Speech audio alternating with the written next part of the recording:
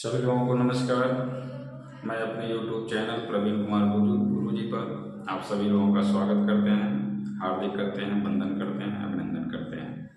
हम लोग जो है NTPC के जो एग्ज़ाम हो रहे हैं उसके क्वेश्चंस को लेकर के लगातार जो है शिफ्ट बाई शिफ्ट जो है प्रैक्टिस कर रहे हैं और जो क्वेश्चन पूछा जा रहा है उसको जो है स्क्रीन के माध्यम से, यूट्यूब के माध्यम से आप सभी लोगों तक पहुंचाने का हम प्रयास कर रहे हैं, जिससे आप लोग की तैयारी और जो है मजबूत बने और आपको जानकारी मिल सके कि किस प्रकार के क्वेश्चन जो है NTPC में आप लोगों से पूछा जा रहा है। उसी के क्रम में हम लोग 8 अगस्त के जो फर्स्ट शिफ्ट का 7 अगस्त के फर्स्ट और सेकेंड शिफ्ट को मिला करके हमने वीडियो बना दिया है और 8 अगस्त के फर्स्ट शिफ्ट का हमने वीडियो बना दिया है, अपलोड है, आप लोग पीछे जा करके भी देख सकते हैं। और आज हम 8 अगस्त 2025 के सेकेंड शिफ्ट के क्वेश्चन को लेकर आए हैं, जिसमें सबसे पहले 2 क्वेश्चन आपके स्क्रीन पर कुछ इस प्रकार से है कि 28%, 20% और 10% की क्रमिक छूटें एकल छूट के बराबर होती हैं। तो कैसे इसको निकाला जाएगा, आप इस पर ए बी फार्मूला इस्तेमाल कर सकते हैं और जो आपको आसान लगता हो सबसे पहले उन दोनों को ले लीजिए, पहले इनको और इनको लेकर के एक सिंगल छूट में कन्वर्ट कर लीजिए। कैसे होता है सबको पता है कि a plus B minus A B divided by 100। जब दो को सिंगल जो है छूट में कन्वर्ट किया जाता है इस फार्मूले का आप इस्तेमाल करते हैं। तो यहाँ से देखेंगे तो 20 और 10 30, 20 10 30 माइनस 20 गुणे 10 बटे 100 और इसका जो प्रतिशत वैल्यू आया कितना आ जाएगा, 2 0 काट दीजिए, 30 में से 2 को घटा देंगे कितना आ जाएगा 28%। हमने पहले इसको और इसको लेकर के सिंगल छूट में कन्वर्ट कर दिया। अब हमारे पास a है और a है, इनको लेकर के सिंगल छूट में कन्वर्ट कर दिया जाए तो 28% प्लस 28% और माइनस 28 गुणे 28 बटे 100 और इसकी प्रतिशत वैल्यू आपको बताना है। ए सिंगल छूट है तो 28 और 28 56 हो जाएगा और 56 में से इसको 28 गुणे 28 करेंगे तो 784 आएगा, नीचे 100 से भाग देंगे प्रतिशत और जब घटाएंगे इसको तो किसके बराबर आ जाएगा 48.16%। ये जो है क्वेश्चन का आंसर हो गया कौन सा, ऑप्शन नंबर बी। तो ए बी फार्मूले से इसको आप कर सकते हैं, अलग से भी कर सकते हैं, लेकिन ए बी फार्मूला ज्यादा उचित है और उससे आप काम करें। कभी भी 2 क्रमिक छूट हो, 3 क्रमिक छूट हो, पहले 2 को लेकर सिंगल बनाइए, फिर अगले को लेकर के सिंगल बनाइए, तो सिंगल छूट में कन्वर्ट हो गया। आइए जो हम लोग इसको जो है नीचे जो है क्वेश्चन और दिया हुआ है, दूसरे नंबर पर है कि 20 किताबों का विक्रय मूल्य 6 किताबों के क्रय मूल्य के बराबर है, तो हान होगा या लाभ होगा ये ज्ञान कीजिए। तो कैसे आप करते हैं कि 6 किताबों का CP क्रय मूल्य बराबर है 20 किताबों के SP के विक्रय मूल्य के। यहाँ से आपको मिला क्या कि CP और SP का अनुपात आपको पता चल गया। तो CP और SP का अनुपात क्या है आपके पास 20/6 और 20/6 को आप कह रहे हैं ये हो जाएगा 10/3। तो पता चल गया कि CP की वैल्यू 10 है, SP की वैल्यू 3 है। आपको मालूम है कि जब SP कम होता है तो लॉस होता है, SP अधिक होता है तो गेन होता है।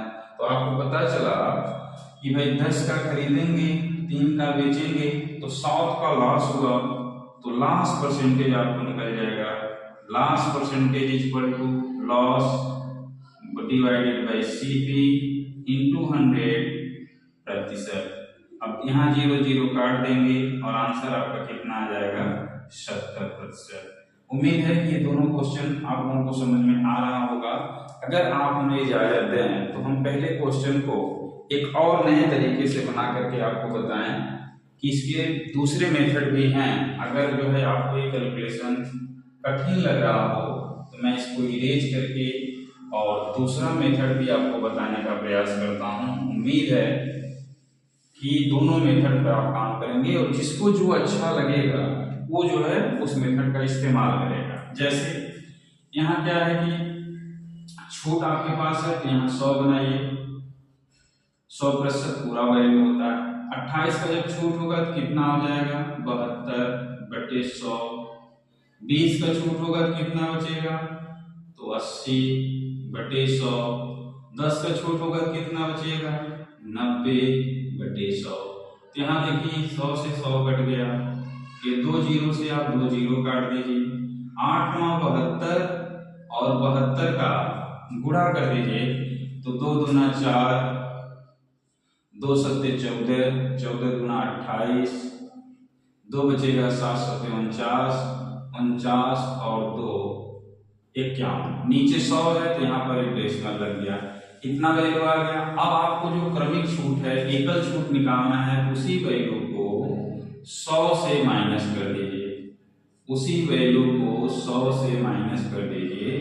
51.84 को जब 100 से आप माइनस करेंगे तो वैल्यू आपके पास कितना आ जाएगा, 48.16%। दो शानदार मेथड हमने बताया, एक ये भी फार्मूला बता दिया और एक इस तरह से बता दिया, जो पसंद है उससे आप कर सकते हैं। एनटीपीसी 8 अगस्त 2025 के सेकंड शिफ्ट के 2 और क्वेश्चन आपके बोर्ड पर स्क्रीन पर आ चुका है, जो इस प्रकार से 10 प्रेक्षणों का औसत 40। बाद में यह पता चला कि एक प्रेक्षण को 43 के स्थान पर 32 गलत पढ़ लिया गया था, सही औसत ज्ञात कीजिए। तो बच्चों यहाँ पर ध्यान देना है कि 43 को गलत पढ़ा गया, जबकि 32 होना चाहिए था। तो आप ध्यान से अगर देखेंगे तो 43 और 32 का डिफरेंस कितना है, 11 कम पढ़ा गया। तो 11 कम पढ़ने से उसका औसत कम आया होगा। इसका मतलब है कि जो है 11 अधिक होता तो उसका औसत 40 से अधिक होता। तो हम ऑप्शन की तरफ जब जा रहे थे तो सभी औसत जो है 40 से अधिक हैं, इसलिए हम ऑप्शन से इसे नहीं ट्रैक कर पाए। अब क्या होगा कि अगर 11 अधिक है तो इस 11 को 10 लोगों में बांट दो। अगर ये 11 अधिक है तो 11 को 10 लोगों में बांट दो, तो कितना आ जाएगा, 1.1% और बढ़ जाएगा। पहले जो है 10 का प्रेक्षण का औसत 40 था, अब जो है 1.1 अब बढ़ जाएगा, तो कितना आ जाएगा, 41.1%। तो नया जो औसत होगा या सही औसत, तो सही औसत की जो वैल्यू होगी, तो सही औसत का मान हो जाएगा 41.1%। अगले क्वेश्चन की तरफ हम लोग बढ़ते हैं। त्रिभुज एबीसी में डी समांतर है एसी के, जहां डी और ई क्रमशः भुजाओं AB और BC पर बिंदु हैं। यदि BD का मान 12 सेंटीमीटर और AD का मान 11 सेंटीमीटर है, तो त्रिभुज BDE के क्षेत्रफल का समलंब चतुर्भुज ADEC के क्षेत्रफल का अनुपात बताइए। तो यहाँ आपको एक चीज ध्यान देना है, जो भुजाएं दी गई हैं, जैसे AB है और कौन सी भुजा है, BC है, इसमें कौन सा शीर्ष कॉमन है, तो B कॉमन है। तो जो शीर्ष कॉमन हो फिगर बनाते समय उसी शीर्ष को आप ऊपर रखिए। तो ये B हो गया। अब A और C को कहीं रख दीजिए, तो ABC क्रम का एक त्रिभुज फॉर्म हो गया। अब क्या है भाई, D भुजा AB पर है तो यहाँ पे D लिख दीजिए, और E भुजा BC पर है तो यहाँ पर E लिख दीजिए, और इसको मिला दीजिए। कहा गया है कि यह इसके समांतर है। तो आप लोगों को पता है कि जब यह रेखा इसके समांतर होगा तो ये छोटा वाला त्रिभुज बड़े वाले त्रिभुज के समरूप होगा। तो छोटा वाला त्रिभुज जब बड़े वाले त्रिभुज के समरूप होगा तो इसके त्रिभुज के जो छोटा वाला त्रिभुज है उसका क्षेत्रफल और जो बड़ा वाला त्रिभुज है ABC या BAC इसका जो क्षेत्रफल है अनुपात आ जाएगा इनकी संगत भुजाओं के अनुपात के वर्ग के बराबर। तो संगत भुजा BD और BD की संगत भुजा BA। अनुपात से देखा जाए तो BD की वैल्यू 12 है और AD की वैल्यू 11 है, तो BD का वैल्यू रख दीजिए और BA, तो 12 और 11 मिलके कितना हो जाएगा 23 हो जाएगा। इसका जो है वर्ग करेंगे और वर्ग करेंगे तो आपके पास आ जाएगा 144 और 23 का वर्ग आ जाएगा आपके पास कितना होता है, कौन बताएगा, तो 529 होता है। वर्ग याद होना चाहिए। अब क्या होगा कि ये तो पूरे त्रिभुज का क्षेत्रफल है और पूरे त्रिभुज के क्षेत्रफल में से ऊपर वाले त्रिभुज के क्षेत्रफल को जब माइनस करेंगे तो एरिया ऑफ चतुर्भुज, एरिया ऑफ त्रिभुज BDE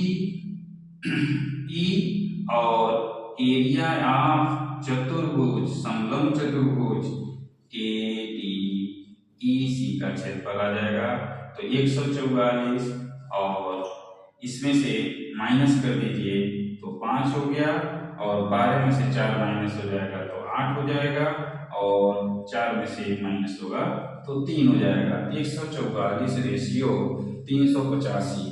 अब मैं बताता हूँ बच्चों कि ऐसे जब क्वेश्चन आते हैं ज्योमेट्री के क्वेश्चन, कितने आजकल शानदार क्वेश्चन होते हैं, इसमें भी एक स्मार्ट कैलकुलेशन है। आप चाहो तो इस क्वेश्चन का आंसर 5 से 10 सेकंड में कर सकते हैं। जो भी स्मार्ट बच्चे होंगे वो 5 से 10 सेकंड में इसका आंसर निकाल लेते हैं। कैसे, जरा हमको ये बताइए कि इस क्वेश्चन को पढ़ने के बाद आपको क्या पता चला कि त्रिभुज BDE का क्षेत्रफल पहले है। जब आपको पता चल गया कि BDE का क्षेत्रफल पहले है तो समरूप त्रिभुज की कंडीशन अप्लाई होगा। BD की भुजा कितना दिया हुआ है 12, तो 12 का वर्ग करेंगे तो उसका क्षेत्रफल आ जाएगा तो 144। ऑप्शन में देखो पहले 144 कहां पर है तो D पर है, तुरंत इसको मार के आगे निकल जाओ, कुछ भी नहीं करना है। 5 से 10 सेकंड का आंसर है, क्योंकि क्वेश्चन रीड करते समय ये कॉन्सेप्ट क्लियर हो गया कि ये क्वेश्चन हमारा समरूप त्रिभुज पर डिपेंड है। आइए हम लोग जो है NTPC 8 अगस्त 2025 सेकेंड शिफ्ट के क्वेश्चन को लेकर के जो है पढ़ाई कर रहे हैं और अगला जो है 2 क्वेश्चन जो है आपके स्क्रीन पर कुछ इस प्रकार से है। बच्चों मैं ये बताना चाहता हूँ अभी जो मैथ्स के क्वेश्चन हैं बहुत ही इजी गोइंग मिल रहे हैं, लेकिन ये है कि इसका ये मतलब नहीं है कि आप के पेपर जिस दिन होंगे उस दिन भी ऐसे ही पैटर्न के क्वेश्चन आएंगे। पेपर जो है बदलता रहेगा, कोई न कोई एक सेक्शन आपके लिए टफ मिलेगा, चाहे साइंस मैथ रीजनिंग की बात किया जाए, चाहे GK GS की बात किया जाए। अगर मैथ और रीजनिंग आसान है तो GK GS कठिन हो जाएगा, साइंस के पेपर कठिन हो जाएंगे। तो आप तैयारी अपना बना के रखिए। अगर इजी मैथ्स के क्वेश्चन भी आ रहे हैं ना तो उसे भी स्मार्ट कैलकुलेशन से कम समय में सॉल्व करने की प्रैक्टिस कीजिए। इसलिए जो है आप लोगों को फोकस कराया जा रहा है कि ऐसे क्वेश्चन आ रहे हैं तो थोड़ा सा देखिए।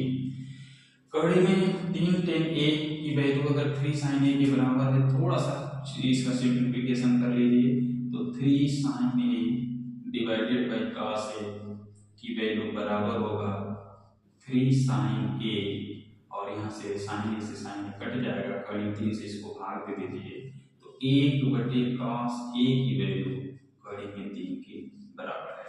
क्वेश्चन में क्या पूछा गया है, क्वेश्चन में पूछा गया है 2√3 cosec A, तो यहाँ हो गया 2√3 cosec A और इसको आप बदलेंगे sin cos में तो sin B upon cos A। आपको पता है ये दोनों एक दूसरे के रेसिप्रोकल हैं, इसकी वैल्यू 1 हो जाएगा। तो बचा क्या आपके पास 2√3 × 1 अपॉन cos A और 1 अपॉन cos A की वैल्यू √3 है, तो इनको अब सॉल्व करेंगे तो 6। ऑप्शन नंबर कौन सा सही हो जाएगा, ए वाला सही हो जाएगा। नीचे आते हैं हम लोग दूसरे नंबर के क्वेश्चन पर। ए और बी एक कार्य को 15 दिनों में पूरा करते हैं। ए अकेला इसे 17 दिनों में कर सकता है, तो बी अकेला उसी कार्य का 2/3 भाग कितने दिनों में करेगा। तो देखिए कैसे करेंगे आप लोग कि ए प्लस बी मतलब दोनों मिलकर के कितने दिन में करते हैं, 15 दिन में करते हैं। ए अकेला उसे कितने दिन में करता है, तो 17 दिन में करता है। दो ही नंबर हैं, दोनों अगर जो है कुछ कॉमन नहीं है तो इन दोनों का गुणनफल ही टोटल कार्य हो जाता है। अब क्या होगा, इधर कर दीजिए 17 और इधर कर दीजिए 15। जैसे 15 से भाग देंगे 15 से 15 कटेगा 17 बच जाएगा, और 17 से भाग देंगे तो जो है 17 कट जाएगा तो 15 बच जाएगा। ऐसे आप निकाल लेंगे। इसका क्या मतलब हुआ कि ए और बी मिल करके एक दिन में 17 काम करते हैं, जिसमें ए अकेला कितना काम करता है, तो ए अकेला उसमें 15 काम करता है, तो बी कितना काम करता होगा, तो बी 2 काम करता होगा। मतलब बी जो है वो लेबर है, लीजी गोइंग वाला, जो बीच बीच में जो है सोती बना के खाने चला जाएगा, फिर शौचालय के लिए चला जाएगा, और ए ईमानदार लड़का है इसलिए वो ईमानदारी से काम कर रहा है। क्वेश्चन कह रहा है कि बी अकेला उसी कार्य का 2/3 भाग, तो भाई टोटल कार्य आपके पास कितना है, टोटल कार्य आपके पास 15 गुणे 17 है, और इसका कितना भाग, तो 2/3 भाग, और कितने दिन में करना है, बी के द्वारा किया जाना है। बी एक दिन में अगर 2 ही काम करता है तो 2 से भाग दे दीजिए, ये आ जाएगा आपके पास कितना, 17 × 5 = 85, मतलब कि 85 दिन लगेंगे उसको। कौन सा ऑप्शन सही है, ऑप्शन नंबर ए सही है। एनटीपीसी 8 अगस्त 2025 के सेकंड शिफ्ट के क्वेश्चन को हम लोग सॉल्व कर रहे हैं। अगले 2 क्वेश्चन आपके स्क्रीन पर कुछ इस प्रकार से है। एक आदमी ने एक वस्तु को 57% के लाभ पर बेचा, यदि वह इसे ₹238 अधिक में बेचता तो उसे 82% का लाभ होता। वस्तु का क्रय मूल्य बताइए। बच्चों देखिए बहुत आसान क्वेश्चन है। देखिए पहले 57% का लाभ हो रहा था, और उसके बाद जो है अब लाभ हो रहा है कितना, 82% का। दोनों का अंतर निकाल दो, दोनों का अंतर कितना आ जाएगा, 25%, और उसी 25% लाभ की वजह से उसे रुपए कितना अधिक मिल रहा है, 238। सिंपल क्वेश्चन है, इनका अंतर निकाल दो और आपके पास आ गया 25%, और 25% की वैल्यू क्वेश्चन में दिया गया है 238 के बराबर है, तो 100% कितना होगा, 4 का गुणा कर दो, तो 4/32, 4 × 12, 12 और 3 15, 4 × 8 और 8 और 1 9। कौन सा ऑप्शन सही हो जाएगा, 952। बहुत ही शानदार क्वेश्चन है। अगला देखो, एक डीलर ने 54,000 में एक ओवन कार खरीदा, वह इसके अंकित मूल्य पर 10% की छूट देता है, फिर भी 75% का लाभ प्राप्त करता है, तो ओवन का अंकित मूल्य बताइए। जब ऐसे क्वेश्चंस आपके पास आते हैं तो आप क्या करते हैं, अंकित मूल्य में और सीपी में एक रेशियो प्राप्त कर लेते हैं। तो सीपी और अंकित मूल्य का रेशियो क्या मिलेगा, सीपी हो गया ए मार्क प्राइस हो गया, तो सीपी की वैल्यू कितना है, 10% की छूट हो रहा है, तो 100 में से 10 घटा दीजिए, 90 आ गया, और लाभ में कितना हो रहा है, तो 100 में जो है 75 जो है जोड़ दीजिए, 175। अब आपकी मर्जी हो तो इसे आप सिंपलेस्ट फॉर्म में ले जाइए, या क्वेश्चन में दिया है कि 90 की वैल्यू किसके बराबर हो रहा है, तो आप कहेंगे 90 की वैल्यू 54,000 के बराबर हो रहा है। कितने का गुणा हुआ, एक जीरो के एक जीरो कट गया, 9 × 6 = 54, कितने का गुणा हो रहा है, तो 600 का गुणा हो रहा है। अब 600 का इसमें गुणा कर दीजिए, इसकी वैल्यू आ जाएगी, 600 का गुणा कर दीजिए तो 2 जीरो पहले आ गया, तो 6 × 5 = 30, 3 बचेगा, और 6 × 7 = 42 और 3 × 45 हो गया, 4 बचेगा, 6 × 9 = 6 और 4 × 10 कितना आ गया, 1 लाख, कितना 1,05,000। ये जो है कौन सा ऑप्शन नंबर है, ये जो है ऑप्शन नंबर सी है। ये अंकित मूल्य आपको पता चल गया। एनटीपीसी 8 अगस्त 2025 सेकंड शिफ्ट के क्वेश्चन को लेकर के हम आपके सामने आए हैं। स्क्रीन पर 2 नए क्वेश्चन हैं आपके पास। पहले क्वेश्चन में आपको बहुलक बताना है। बहुलक सबको पता है, बहुलक सबसे आसान क्या होता है, कोई बहुलक की परिभाषा क्या होती है कि जो नंबर दिए गए ऑप्शन में से जो नंबर सबसे अधिक बार आया हो वही आपका बहुलक होगा। तो जरा देखिए 33, 28, 24 और 32 में से कौन सा नंबर सबसे अधिक बार दिखाई दे रहा है, तो आप देखेंगे 24 कितनी बार है, तो आपको दिखाई दे रहा होगा 24 जो है 4 बार है। 24 ही सबसे अधिक बार है। 33 कितनी बार है, तो 1 बार है। 28 कितनी बार है, तो वो 1 बार है। 32 कितनी बार है, तो अभी 1 बार है। तो इस क्वेश्चन का जो बहुलक होगा, बहुलक की वैल्यू 24 हो जाएगा। अगर आपको लिखना हो तो आप लिख सकते हैं एमओ की वैल्यू कितना आ जाएगा, 24। सेकंड क्वेश्चन की तरफ हम लोग चलते हैं। 28 ग्राम सेंटीमीटर क्यूब घनत्व वाली धातु से एक खोखला गोलाकार खोल बनाया जाए और आंतरिक त्रिज्या और बाहरी त्रिज्याएं क्रमशः 2 सेंटीमीटर और 5 सेंटीमीटर है। खोल का अनुमानित भार बताइए। भार के लिए जो है हेल्प दिया हुआ है, पाई की वैल्यू 22/7 रखना है। Mass density equal to mass upon volume. इसका मतलब है वॉल्यूम में अगर हम डेंसिटी का गुणा करेंगे तो हमको मास आ जाएगा। तो हमारे पास आएगा क्या, भार की वैल्यू क्या आ जाएगा, डेंसिटी है आपके पास 28 ग्राम। वॉल्यूम जब आप निकालेंगे तो 4/3 पाई, और बाहरी त्रिज्या के क्यूब करेंगे तो 125 और आंतरिक त्रिज्या का क्यूब करेंगे तो 8। और ग्राम में हमारा आंसर आया क्योंकि ग्राम सेंटीमीटर पर क्यूब दिया हुआ था। किलोग्राम में पूछ रहा है तो इसको 1000 से और भाग दे दीजिए। अब ये आपका आंसर आ गया किलोग्राम में। तो जो इसका कैलकुलेशन सबसे फास्ट करेगा वही इसका आंसर बता पाएगा। तो चलिए हम लोग काट देते हैं। 7 चौक 28 होता है, बचा कितना आपके पास? तो 4 चौका 16 गुणे 2 गुणे 11। हमने 22 को 2 गुणे 11 लिख लिया। यहाँ बचेगा कितना? 117। 117 को जब 3 से भाग देंगे तो कितना बचेगा? 39। 39 को आप कहते हैं 13×39 बटे 1000। बटे कितना हो जाएगा आपके पास? 1000 हो जाएगा। किलोग्राम में आंसर आ गया। अब जरा देखिए तो 3 दूना 6, 13 छक 78 गुणे 16 गुणे 11। तो यहाँ 11 हो गया और 78 हो गया, 13 छक 78 हो गया और गुणे 16 हो गया और डिवाइडेड बाई कितना है? 1000। जब गुणा करेंगे तो गुणा बच्चों क्योंकि ये वीडियो है आप लोग गुणा अपने हिसाब से भी कर सकते हो और यहाँ से भी कर सकते हो। तो इसका गुणा करेंगे तो कितनी वैल्यू आ जाएगी? तो 13 7 2 8 आ जाएगा और 1000 से जब भाग देंगे तो दशमलव यहाँ पे आप लगा दीजिएगा। यही इस क्वेश्चन का क्या है? आंसर है।